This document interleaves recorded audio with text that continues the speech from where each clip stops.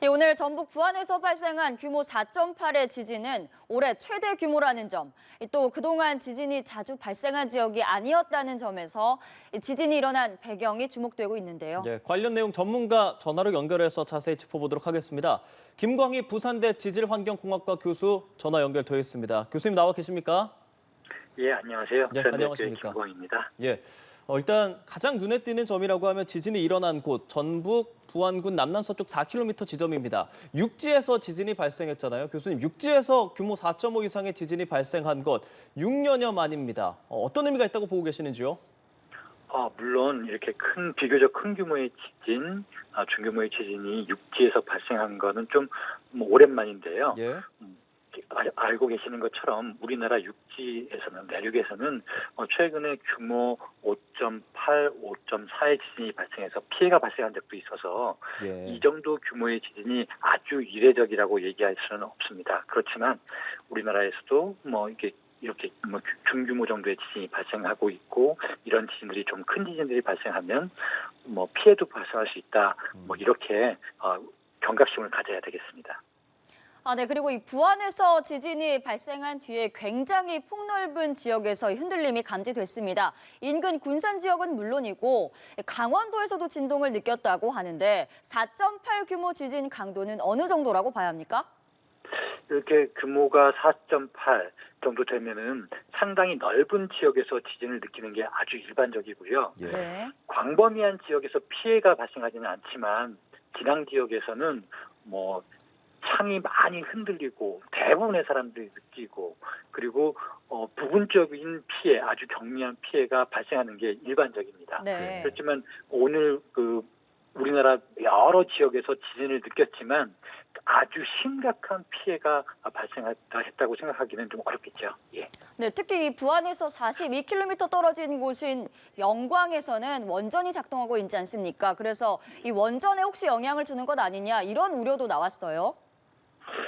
사실 우리나라에 설치되어 있는 그 시설 중에 원전 시설이 가장 관심을 많이 받는 시설이고요. 이렇게 지진이 네. 발생하면 조금 전 보도에서도 말씀해 주셨지만 대부분의 원전 시설들은 큰 규모의 지진에도 견딜 수 있도록 설계되고 시공되어 있습니다. 네. 그리고 최근에 지금 새롭게 설계되고 시공되는 그 원전 시설들은 예. 이전보다 더 강한 엄격한 내진 설계를 거치게 되어 있기 때문에 특별하게 지금 우리가 겪고 있는 이 정도 규모의 지진에 대해서는 크게 걱정하지 않으셔도 될 것 네. 같습니다. 예. 이 지진이 발생한 부안군, 지진의 빈도가 높은 지역은 아니라고 들었습니다. 과거 지진이 발생한 그런 적이 좀 있습니까, 교수님, 이곳에? 사실 저희들이 지진에 대해서 얘기를 할 때 네. 이렇게 좁은 지역에 대해서 보기보다는 조금 더 큰 지역에서 지진들이 어떻게 발생하는지를 좀 봐야 될 것 같아요. 특히 우리나라에서 발생하는 지진의 경우에는 상당수의 지진이 영남권이라는 곳에서 발생하고 있거든요. 네. 이런 영남권에서 발생한다는 지진이 조금 전에 제가 말씀드린 것처럼 이제 포항에서, 경주에서 발생하는 지진들이 그렇죠. 영남권에서 발생하는 대표적인 지진이고, 우리나라에서 발생하는 지진의 한 70% 정도가 이 지역에서 발생하고 있고요. 이 이외의 지역에서 발생하는 지진들을, 최근에 발생한 지진들 우리가 좀 상기해 보면 2015년도에 오늘 발생한 지진으로부터 멀리 떨어지지 않은 익산에서도 규모 3.9의 지진이 발생한 적이 있고, 네. 2년 전에 2022년에 충북 괴산에서도 규모 4.1 지진이 발생한 적이 있어요. 예. 그리고 작년에는 전북 장수에서 또 규모 한 3.5 정도 되는 지진이 발생하고, 오늘도 부안에서 지진이 발생했는데, 예. 이 지역들이 제가 지금 조금 전에 말씀드린 이 지역이 우리가 지질학계에서는 옥천대라고 하는 지역, 혹은 옥천대와 주변과 인접해 있는 지역이라고 얘기를 해요. 그래서 이런 지역, 영남권에서 지진이 많이 발생하고 있지만 영남권을 제외하고는 아마 옥천대라는 곳에서 지진이 많이 발생하고 있는 것 같고, 특히 오늘 발생한 지진 같은 경우에는 옥천대의 주변부, 옥천대와 홍성 임진강대의 경계에서 발생했거든요. 그래서 이렇게 지진이 발생하고 있는 장소를 보면 예. 새롭다기보다는 우리가 좀 그동안 관심 깊게 봐왔던 지역들에서 지진이 발생하고 있구나 이렇게 봐야 될 것 같습니다. 네, 이렇게 옥천대라고 말씀을 하셨는데 영남권에 비해서는 지진이 잦았던 지역은 아닙니다. 그러다 보니까 아직 뭐 단층 같은 부분에 대해서도 조사가 많이 되지는 않지 않았을까 이런 생각도 드는데 이번 지진의 정확한 발생 배경이나 원인 어떻게 연구를 해야 할 것 같습니까?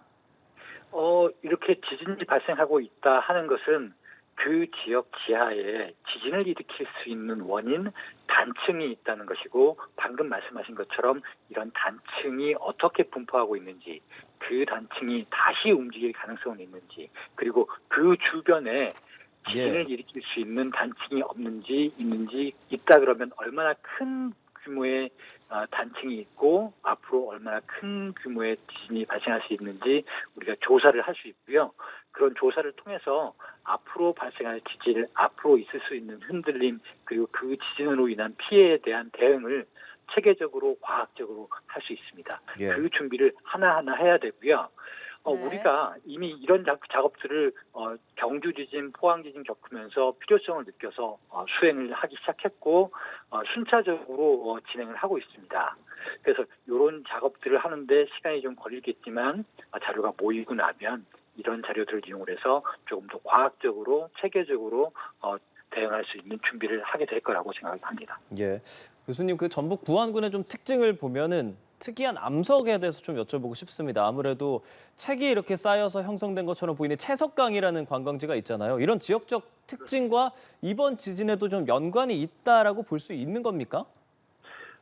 이런 조금 다른 지역하고 조금 다른 암석들이 존재하고 있다는 거 사실이고요. 그리고 이제 그 지질자원연구원이나 지질자원연구원을 비롯해서 지질학계에서 이 지역에 대한 조사를 오랫동안 하고 있는데 그 조사를 해본 결과를 보면 이 지역이 옥천대와 홍성 임진강대의 경계에 위치하고 있는 것 같아요. 네. 지도로 봐서는 딱 그 경계 지역입니다. 그래서 이렇게 서로 다른 지체 구조가 만나고 있는 지역에서 지진이 발생했구나 하는 것들을 저희가 짐작할 수 있고요. 보다 자세한 정보, 지진이 왜 발생했는지, 어떤 단층에서 발생했는지에 대한 정보들은 지금 수집되고 있는 자료들을 좀 정밀 분석하면 조금 더 명확한 근거가 나올 거라고 생각하고 있습니다. 네, 교수님 그리고 이 여진 규모도 주목해야 할 것 같습니다. 오늘만 15차례 이상 여진이 발생했는데 앞으로도 계속 이어질 거라고 보시나요? 지금 우리가 겪고 있는 이 여진 현상들은 특이한 현상이라고 볼 수는 없고 일반적으로 지진이 발생하고 나면 큰 규모의 지진이 발생하고 나면 작은 규모의 여진들이 따라서 발생하는 게 아주 일반적입니다. 그리고 이렇게 큰 규모의 지진이 발생하고 나면 그 규모보다 한 1.5 정도 작은 여진이 발생하는 게 일반적이에요. 그래서 규모 4.8의 본진이었다고 생각하면 그거보다 한 1.5 정도 작은 한 3.3 정도의 지진이 발생할 수 있다라고 생각을 하시면 될 것 같고요. 지금 오늘 오후에 규모 한 3.1 정도의 여진이 발생했으니까 특이한 현상은 아니다라고 보시면 될 것 같고 앞으로도 이런 현상들이 길게는 한 일주일, 2주일 정도 지속될 수 있다. 다시 말하면 앞으로 일주일, 2주일 정도는 이 지역에서 또 지진이 발생할 수 있으니까 우리가 방송이나 이런 기상청의 발표를 꾸준히 살펴봐야 될 것 같습니다. 네, 2, 3일이나 일주일 정도는 한 위험성이 좀 있다는 건데요. 또 이미 금이 간 건물에 여진이 계속돼서 추가로 자극이 준다면 또 다른 피해가 생길 수도 있을 것 같습니다. 어떻게 대비를 좀 해야 할까요? 예, 맞습니다. 이렇게 한번 큰 지진이 발생하고 나면 우리 구조물들이 이미 한번 힘을 받은 거거든요. 힘을 받아서 아주 경미한 금이 가 있을 수도 있고 그런 경미한 금 균열이 가 있는 데에 다시 한번 큰 지진이 발생해서 힘을 받는다 그러면 본진 때와는 또 다른 현상들이 일어날 수 있습니다. 그래서 지금 우리 주변에 있는 시설들의 상황을 우리가 점검을 하고 앞으로 크지는 않지만 작은 지진들이 또 발생한다 그러면 추가의 여진 피해가 있을 수 없는지 우리가 지금 이 상황에서 좀 점검을 해봐야 될 것 같습니다. 예, 교수님 크지는 않지만이라고 말씀해 주셨는데 과거 뭐 경주 지진 사례만 봐도 5.8 강진 전에 5.1 규모 강진이 있었잖아요. 이번에 혹시라도 오늘보다 더 센 강도의 지진이 발생할 가능성은 없는 거라고 볼 수 있는 겁니까?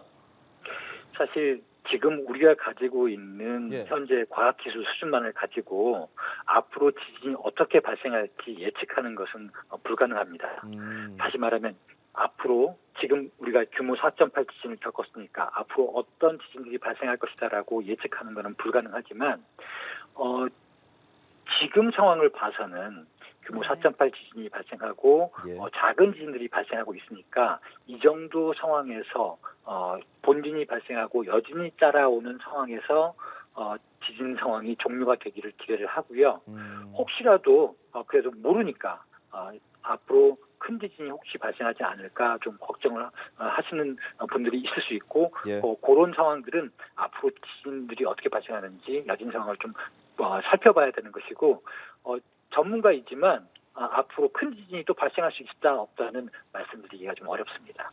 네, 그리고 이 오늘 지진 같은 경우는 사람들이 이동이 많은 아침 시간대 발생을 했잖아요. 당황하신 분들이 굉장히 많았을 것 같은데 이렇게 갑작스럽게 발생하면 어떤 점 유념해야 합니까? 일단 이런 지진들이 발생하고 나면 제일 먼저 확인해야 되는 것들은 지진이 어디에서 발생했는지, 얼마나 큰 지진들이 발생했는지, 진앙 주변에 계시는 분들은 우리 이웃들은 뭐 이 지진을 어떻게 경험하고 있고 극복하고 있는지 한번 살펴봐 주셔야 될 것 같고요. 예. 네. 그리고 아까 말씀드린 것처럼 우리가 이렇게 낮 시간인지 밤 시간인지 그리고 사람들이 많이 움직이는 시간인지 어느 시간에 지진이 발생했느냐에 따라서 사람들이 모여 있는 장소도 틀리기 때문에 우리가 관심을 가져야 되는 시설도 차이가 있기에 나름입니다. 예. 특히 이번처럼 사람들이 많이 이동하고 있는 시간, 출근하고 있는 시간, 등교하고 있는 시간에 발생한 지진들은 뭐 조금 전에 보도에서도 나왔던 것처럼 학교에 많이 모여 있는 학생들이 어떻게 대응하고 있는지 그리고 그 대응이 적절히 이루어지고 있는지 우리 한번 살펴봐야 될 것 같고요. 뭐 이제 그리고 다른 시간에 지진이 발생한다 그러면 뭐 이제 예. 예를 들어서 저녁 시간에 지진이 발생했다 그러면 뭐 이제 사람들이 집에서 쉬고 있을 때 지진을 겪었을 가능성이 크니까 이런 주민들이 거처하고 있는 장소에서 지진이 어떻게 발생하고 있는지 그리고 피해가 어떻게 발생하고 있는지 우리가 좀 봐야 되겠죠. 예. 교수님 말씀 잘 들었습니다. 한반도도 더 이상 지진 안전지대가 아니라는 것 꼭 유념해야겠습니다. 지금까지 김광희 부산대 지질환경공학과 교수와 전화로 이야기 나눴습니다. 말씀 고맙습니다. 고맙습니다. 예.